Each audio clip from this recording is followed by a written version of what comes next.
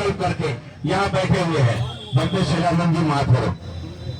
बनते जी माइक निकाल दीजिए। माइक का माइक आपके माइक सभी साथी जो मीडिया से नहीं वो पीछे आ जाए। पहले मैं बहुजन मीडिया को धन्यवाद देना चाहता हूँ। मैं 4 तारीख की बात थोड़ी सुनाता हूँ। 4 तारीख को यहाँ रेल जो पटना के लिए रैली गई थी, उस रैली में मैं भी पैदल गया था और बस में सारी दोपहरिया बैठा रहा। एसी बस थी, मेरा साथी एक और था। तो मैं फिर सुनील पर मैं नाराज हुआ, तुमने मेरी फिक्र नहीं की, सुनीत पाल ने।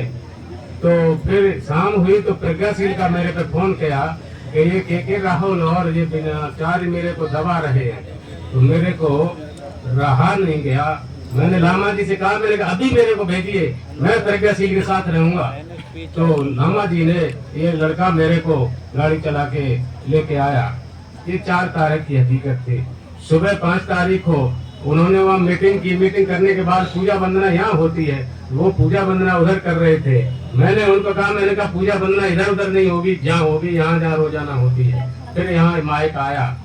आज कल की मैं बात बता रहा हूँ, 9 तारीख की पुलिस और एसडीएम के थाने में मैं था और लामा जी ने जो मीटिंग ली लुम्बिनी बिहार में, वहाँ भी मैं था। इन्हें बुलाया था, मैं वैसे जाता नहीं हूँ ना, मैं कम बोलता हूँ। तो साथियों, मैं नहीं बोल रहा था थाने में। लामा जी की पत्नी ने मेरे से कहा, बनते जी आप बोलिए।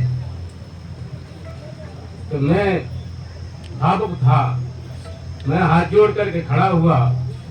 मैंने कहा कि मैं अपनी कहानी सुनाता हूँ। मैं 15 मार्च से चला हूँ और यहाँ 16 मार्च पर धरने से बैठा हूँ। तो बैठा हूँ, मैंने ये संकल्प लिया था, मैं बीटी एक्ट ये निरस्त नहीं होगा तो मैं यहाँ से वापस नहीं जाऊंगा। तो ये सबसे मैंने कही उन लोगों से, पुलिस और उससे एक बात कही, आप केंद्र को हटा रहे हैं लेकिन मेरा तख्त यहीं रहेगा।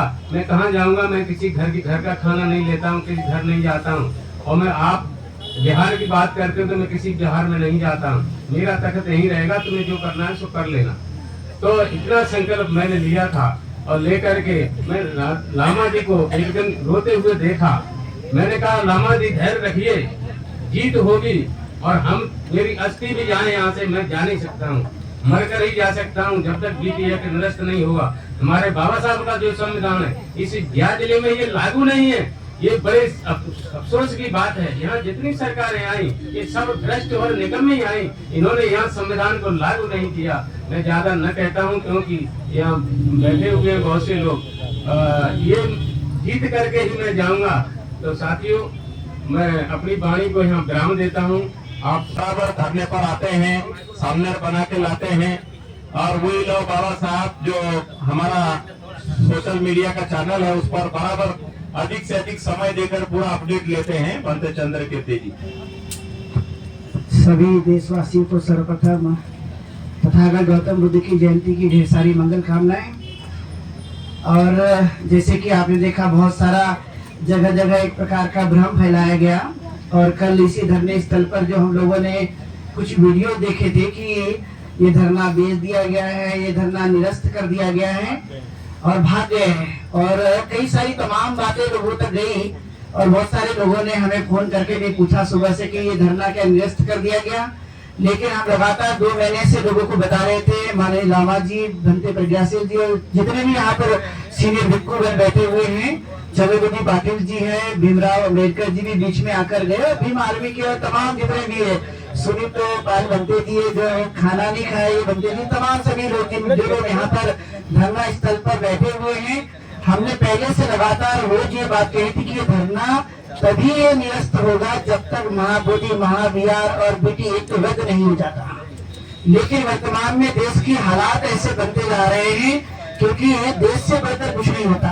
बाबा साहब अम्बेडकर ने कहा था, first Indian and last Indian, मैं प्रथम भी भारतीय और अंतिम भी भारतीय हूँ। और देशभक्ति की भावना हमारे देश के अंदर में हर लोगों के मन में होती है। लेकिन विनयाचार्य और करुणाशील राहुल बनते यहाँ पर आए और आने के बाद में उन्होंने कहा कि हम धरना चलाएंगे, हम ये बेचने नहीं देंगे। तो बेचा नहीं गया और न निरस्त किया गया, सिर्फ ये ध्यान आकर्षित कराने के लिए लोगों का कि हम देश के खिलाफ में नहीं जा सकते। क्योंकि देश के खिलाफ में जाते हैं तो ये कहीं ना कहीं हम देश के नागरिक कैसे हो सकते हैं। इसलिए देश हमारे लिए प्रथम है, हमारी जो भी मांग है उसको तो हम पूरा करेंगे।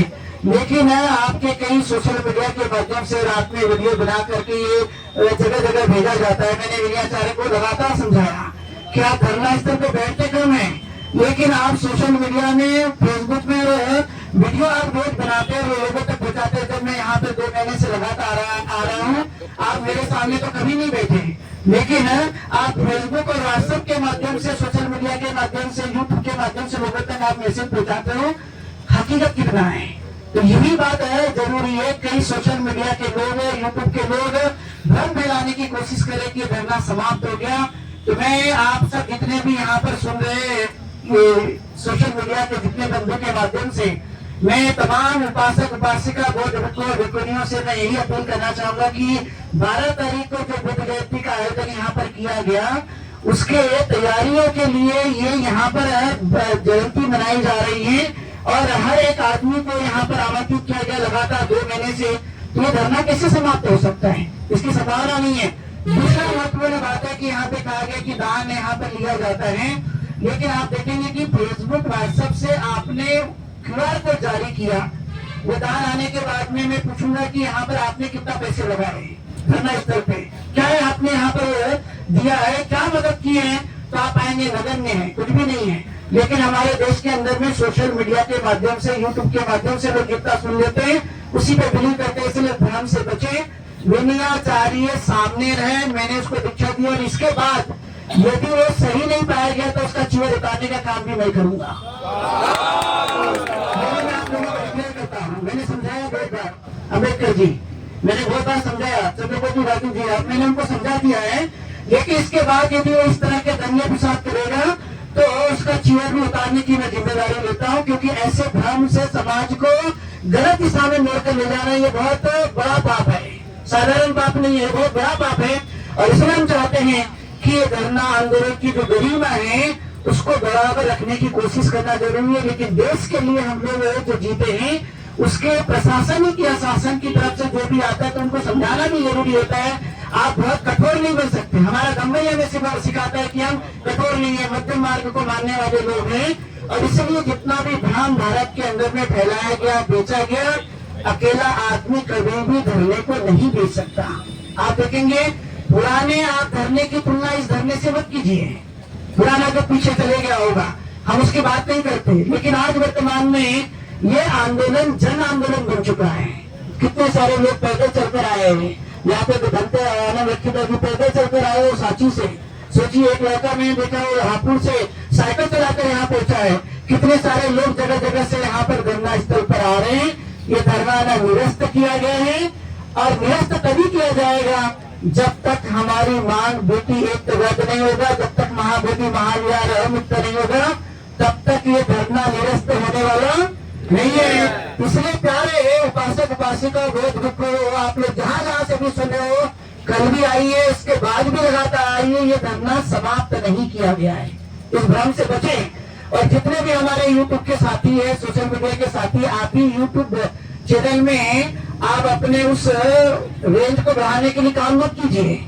आप लोग भी सच्चाई दिखाइए, नहीं तो क्या होता है लामा जी हटे और विनयाचार्य डटे। कहाँ है विनयाचार्य, दिखाओ मुझे, कहाँ डटे हुए?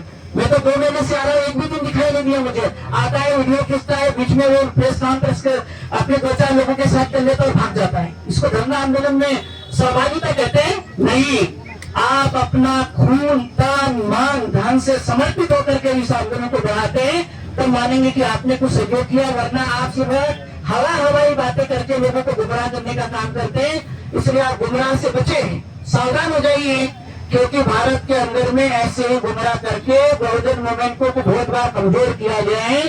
अब ये आंदोलन कमजोर भी नहीं होगा और निरस्त होगा जब तक मांग पूरी नहीं हो जाती। इसलिए मैं आप लोगों से आह्वान करना चाहूंगा कि ऐसे इस पे बिल्कुल विश्वास मत कीजिए। मैंने देखा मुंबई में गए, नागपुर में गए, भोपाल में गए, छत्तीसगढ़ में गए, वहाँ के उपासक उपासिका को मैंने बोला, अरे तुमको बुलाना था तो सामने को बुलाना है क्या? कोई थेरा महाथेरा, कोई अच्छे भिक्षु